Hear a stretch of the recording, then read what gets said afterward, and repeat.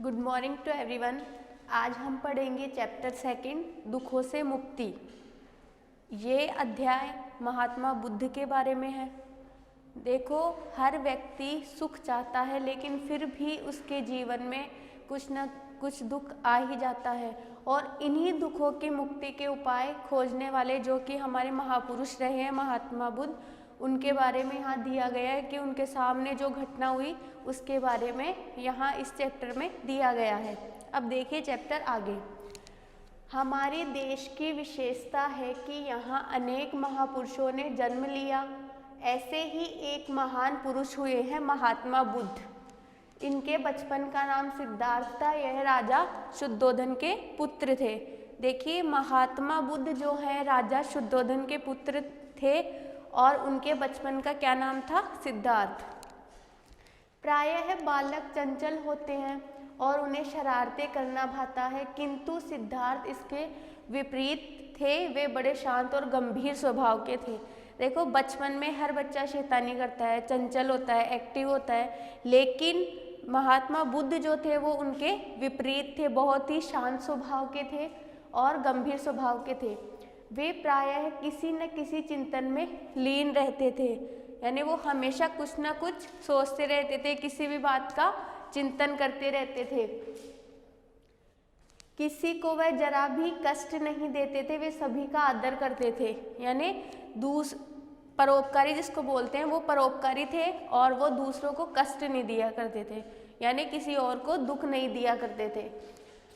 राजा का इकलौता पुत्र होने के कारण उन्हें संसार का हर सुख ऐश्वर्य उपलब्ध था। इकलौता होता है जो एक ही होता है, और राजा के वो इकलौते पुत्र थे, इसलिए उन्हें सारे सुख ऐश्वर्य प्राप्त थे। आगे देखिए, एक बार राजकुमार सिद्धार्थ अपने सारथी के साथ महल से बाहर घूमने गए। सारथी कौन होता है? रथ चलाने वाला। तो राजा महाराजाओं के रथ होते थे, तो उनको जो चलाने वाला होता है उसको सारथी कहा जाता है। तो एक बार राजकुमार सिद्धार्थ यानी महात्मा बुद्ध सारथी के साथ कहीं जा रहे थे। सहसा उन्होंने एक व्यक्ति को देखा। उसके केश श्वेत हो गए थे, कमर झुक गई थी, लाठी की सहायता से बड़ी कठिनता से चल पा रहा था। तो उन्होंने क्या देखा?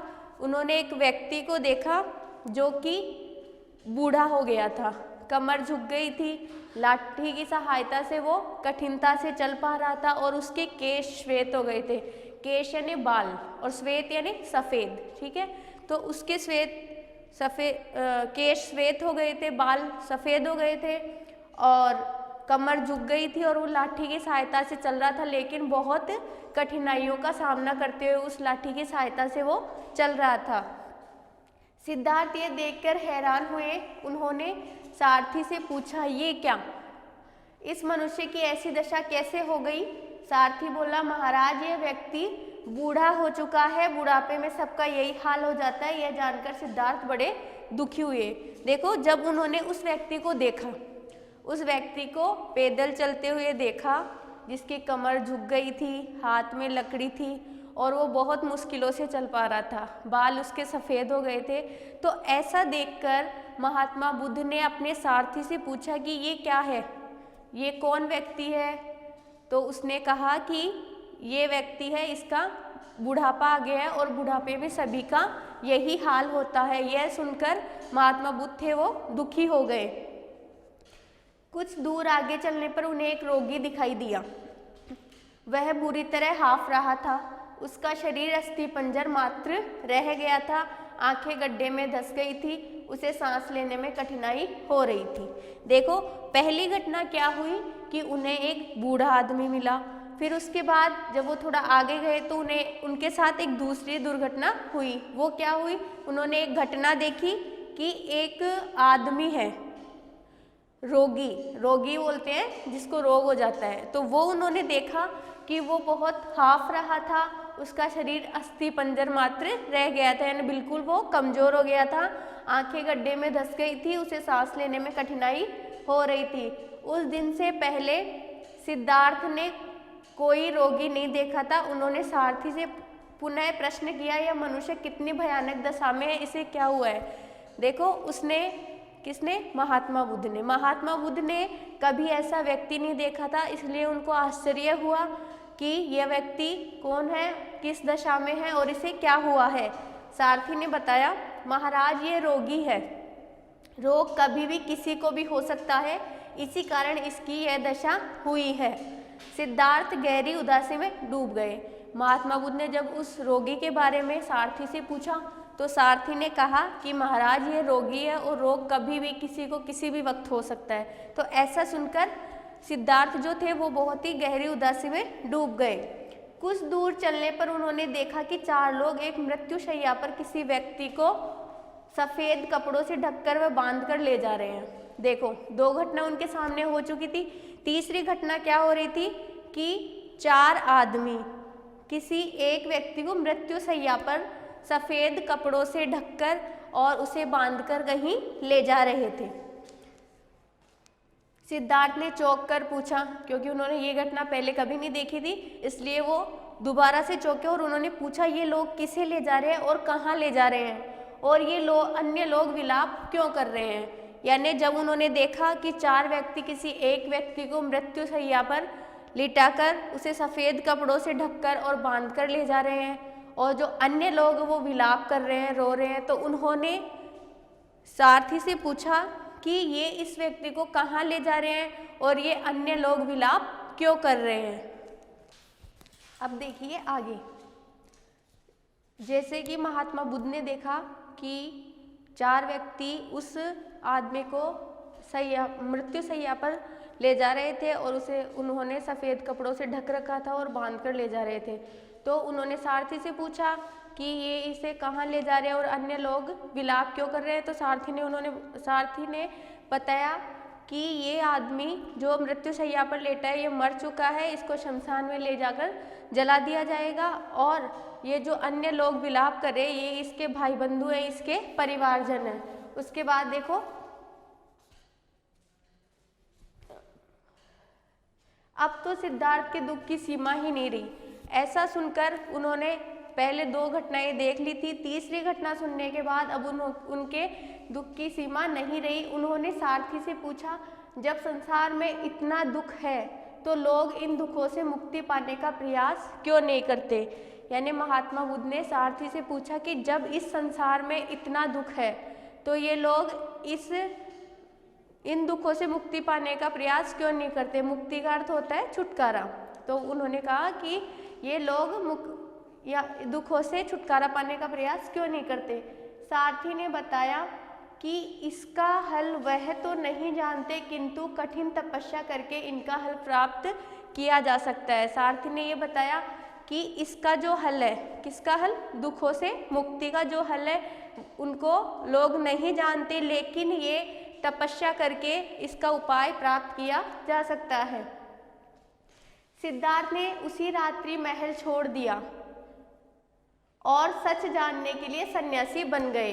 यानी वो एक राजा के बेटे थे, उनको सुख ऐश्वर्य प्राप्त था, महलों में वो रहा करते थे। तो ऐसा देखकर, यानी ये घटनाएं देखने के बाद, ऐसा दुख देखने के बाद उन्होंने क्या किया कि अपना महल छोड़ दिया और सच जानने के लिए निकल पड़े। उन्होंने अनेक ऋषि मुनियों से भेंट की। भेंट करने का मतलब होता है मिलना। तो उन्होंने अनेक ऋषि मुनियों से भेंट की, प्रश्न पूछे। प्रश्न पूछने का मतलब जैसा कि उन्होंने सारथी से पूछा था कि ये जो व्यक्ति है इसकी ये दशा कैसे हो रही है, जो आदमी मर गया है ये इसको कहाँ ले जा रही है, ये विलाप क्यों कर रहे हैं, ये सब प्रश्न उनके मन में थे। तो उन्होंने ऋषि मुनियों से भेंट की और उन प्रश्नों के बारे में पूछा। अनेक व्रत जप तप किए, किंतु उन्हें दुखों से मुक्ति का उपाय नहीं मिला। इसके बाद जब सारथी ने उन्हें बताया कि तपस्या करके इन दुखों से मुक्ति का उपाय खोजा जा सकता है, तो उन्होंने जप किए, तप किए, लेकिन फिर भी उन्हें दुखों से मुक्ति का उपाय नहीं मिला। फिर एक दिन जब वे एक वृक्ष के नीचे, एक पेड़ के नीचे ध्यान में शांत बैठे थे तो उन्हें ज्ञान प्राप्त हुआ। बुद्ध ने ज्ञान का अमृत, जब उन्हें ज्ञान प्राप्त हो गया, किसे? महात्मा बुद्ध को, तो उन्होंने ज्ञान का अमृत जो है वो जन जन में बांटा, यानी लोगों में बांटा। उसका सार अग्र प्रकार है। देखिए, हमारी आवश्यकता से अधिक इच्छाएं हमारे दुख का कारण बनती है। यानी हमें जितनी आवश्यकता है उतनी हमें इच्छा रखनी चाहिए। अगर उससे ज़्यादा इच्छा हम रखते हैं तो वो हमारे लिए दुख का कारण बन जाती है। जैसे आपके पास कुछ है, ठीक है, आपको उसमें संतोष नहीं है, आप चाहेंगे कि इससे भी अच्छा मेरे पास हो, फिर जब उतना अच्छा आपके पास होगा तो आप चाहेंगे उससे भी अच्छा हो। तो अगर व्यक्ति की आवश्यकता से ज़्यादा इच्छाएं हो जाती है तो वो उसका दुख का कारण बन जाती है। यदि हम धर्म के सच्चे मार्ग पर चले तो दुखों से छुटकारा मिल सकता है। यानी धर्म के मार्ग पर चलकर ही दुखों से मुक्ति मिल सकती है, दुखों से छुटकारा मिल सकता है। सच्चे धर्म के लिए इन नियमों का पालन करना आवश्यक है। देखिए कौन कौन से नियम हैं जिनसे दुखों से मुक्ति प्राप्त की जा सकती है।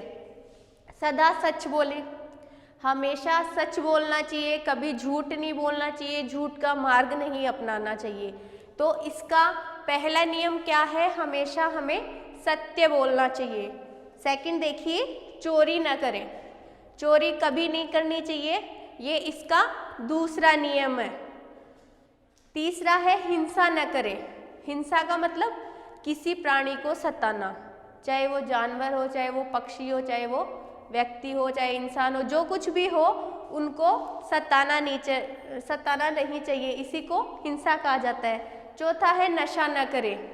नशे का मतलब किसी भी प्रकार का नशा हो सकता है, वो हमें नहीं करना चाहिए। पांचवा है अपने निर्वाह के लिए ईमानदारी से धन कमाए। निर्वाह का मतलब जीवन गुजारा, अपना गुजारा चलाने के लिए हमेशा ईमानदारी से ही पैसा कमाना चाहिए, ना कि बेईमानी से।